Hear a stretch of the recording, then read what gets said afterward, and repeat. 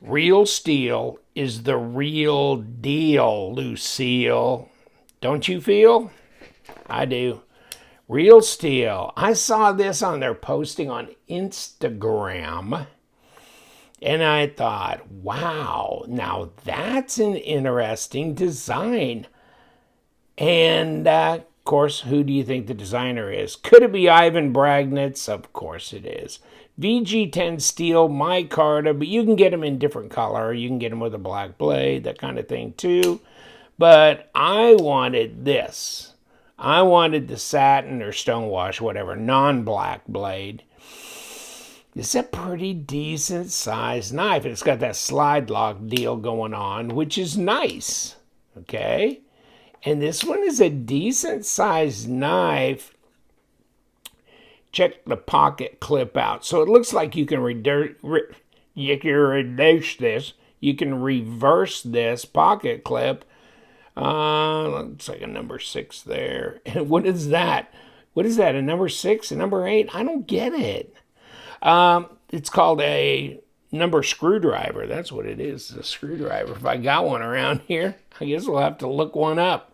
We'll pop off the top or something.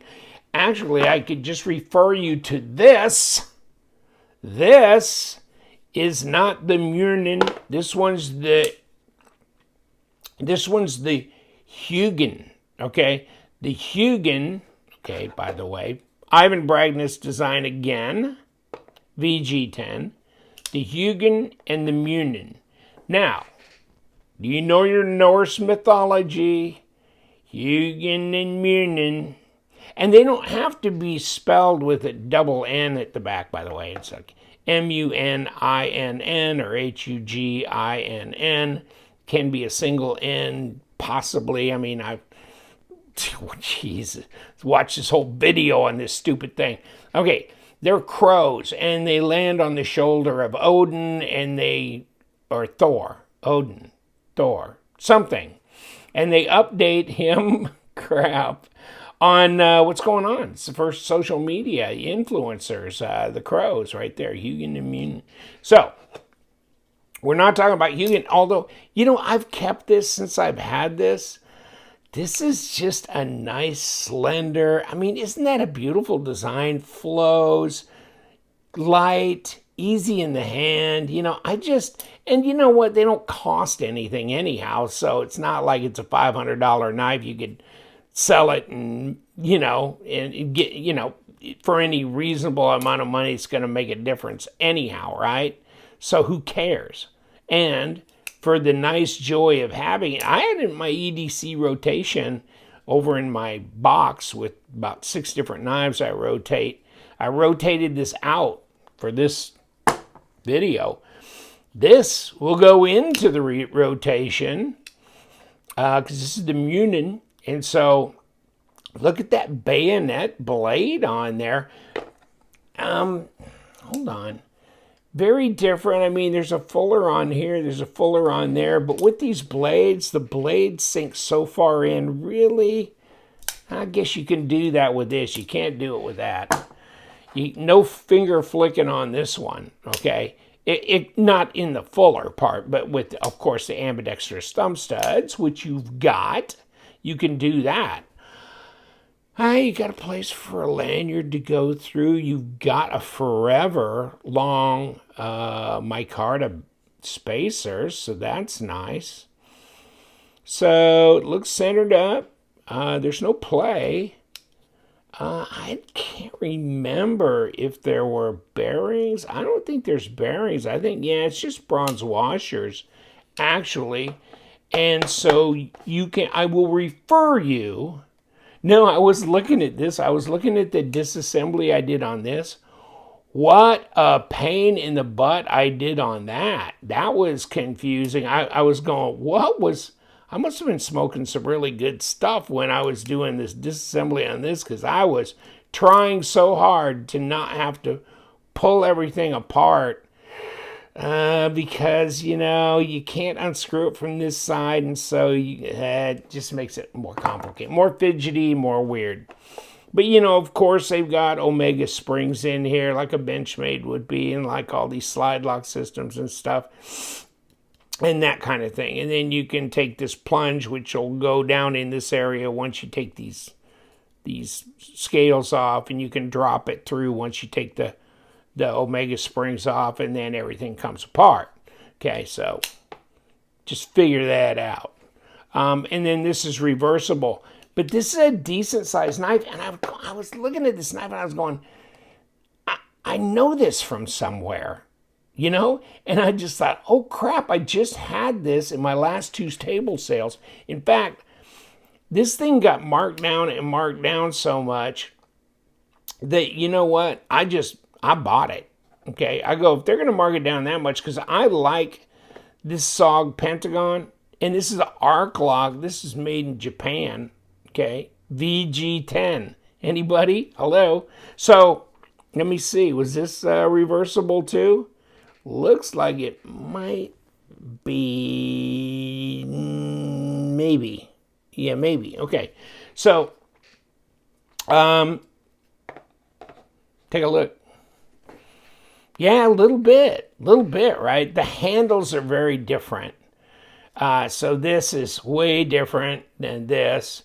This one's a bigger knife because this is a 4-inch, and they had a SOG Spec Elite 2 that I think was 4-inch blade, and then I think they had a SOG Spec Elite that was 5-inch blade back in the day. But I mean, these things are long gone, right?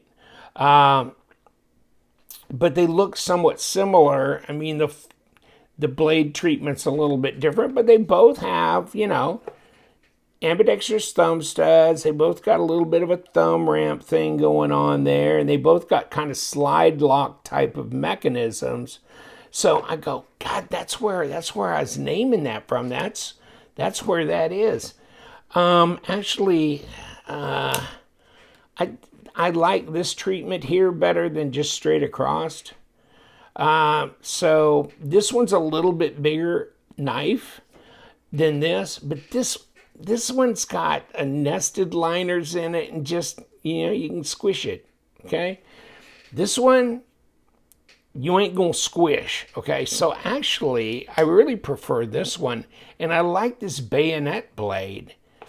So, wow, you might want to think about grabbing one of these. Who knows how long they're going to be around, but they're not that expensive. And I got links down below. You can go pick one up if you want.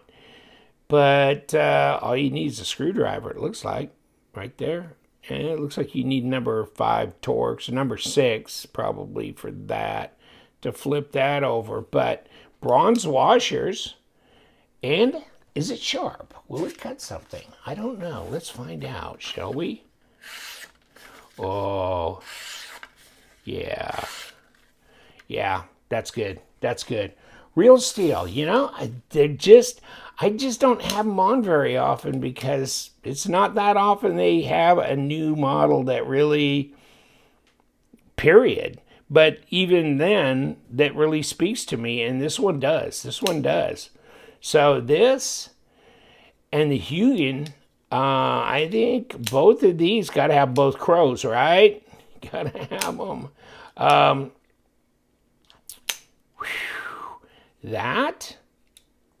That's a good looking knife. And it's easy in the hands, and the ergos, they're great. They're great, okay? It's not that heavy, and it's like 3.6 inch blade, 8.2 inches overall length. It's under 4 ounces, okay? 108 grams, okay? I mean, that's relatively lightweight for as long as it is. And let me grab my tape. Yeah, I mean, down here, I mean, that's 3 3/4, right? Okay. Up here, they're saying 3.6. I'd say 3.65 to 3.7 inch blade. And yeah, not 8.2, but 8.15 at 20.7 centimeters. So overall length is really not that long. It's amazing they put a 3 3/4 inch blade in an 8-inch long knife. Usually it's a 3.45, 3.5. So that's a lot of blade in a knife no longer than that and under 4 ounces.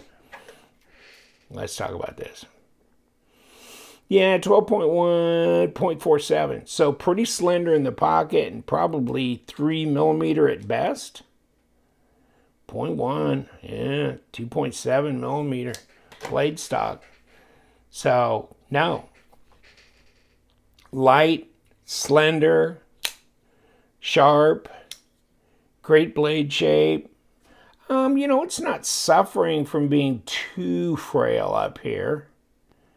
See that? So, real steel, I like their knives. I got several back in my cabinet. But, tell you the truth, it's knives like this and the Hugin, they're inexpensive and they're VG10s, so they're pretty corrosion resistant, got a lot of chromium in them, true stainless, nothing wrong with VG10, and, Braginets, good design. These two are probably a couple of my favorites. I think he also did the Odin, so this is probably the crows that were going to Odin, not Thor. But, okay.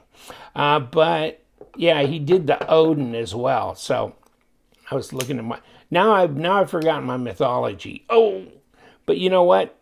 That feels good right there. And you got a breakaway here, and so it shouldn't be difficult to strop this or sharpen it. And a nice fuller, which gives it a lot of interest, as well. But this one, they were saying the Hugin is like your practical, and this is more your tactical. And you can tell just by looking at them, they are. This looks more everyday, kind of a little bit more tame. You know what I mean? This one, a little bit on the wild side, don't you think? This crotch hatching here also gives more grip, but there's plenty of grip on this. You know what? On this micarta, I could deal with this being, well, maybe not this color, but it being a G10. I could deal with this being G10. I'm a bit burned out on micarta. I don't know. The manufacturers just don't keep up with me, But maybe they keep up with the market. I don't know. But I'm a little micarted out. And this one guy was saying, hey, micarta is supposed to have that worn look, that kind of worn out, faded look. And I responded to him and I said, if I want to see worn out and faded, I can look in the mirror, dude. Okay? So I want something fresh and lovely. And so, yes, I'm good with that. It's something that doesn't look faded and worn out. My wife said, oh, I like G10 too. Oh, okay, let's get this one out of here. I like G10. I want my next husband to be G10, not faded and worn out. It's a good one, though. I really like it. It's light. I guess you could flip this baby over so you can see that they milled through or machined through the whole thing so you could go left and right hand with it. Not bragging about the pocket clip. I'm not sure that that's my favorite. And you know what? Is it the same as this? Now, oh, you know what? Crap. Yeah, and see, I bent this one. Yeah, I bent this one. I never did bend it back. I need to take it off of here and bend it back because it goes in the pocket. I don't trust it now because I did. I gave it too much bend because of that. Because it wasn't naturally just grabbing the lip of my pocket real well. Because it needs to be raised up off of here a little bit more. But then it needs to come down to something like this. I just don't like the shape of the pocket clip that much. And I don't know if I can find one that I really prefer. There's one on my Sen cut, but that's not exactly what I'm talking about. And now that's titanium. Okay, never mind. Can't find one right off the bat, but let me see. Well, something like this. I mean, this is a Lynch clip, but you know what I'm saying. Kind of hits there, but comes up and then kind of flattens out. That's all I'm trying to say. That was my spider go. Okay. But now, the pocket clip, not that excited about. But the rest of the knife, oh baby. Yeah, I like it. They're inexpensive. They're not all the high dollar shit people are paying for knives these days. But this would be a good carry user. And I'll give you links to where you can find these.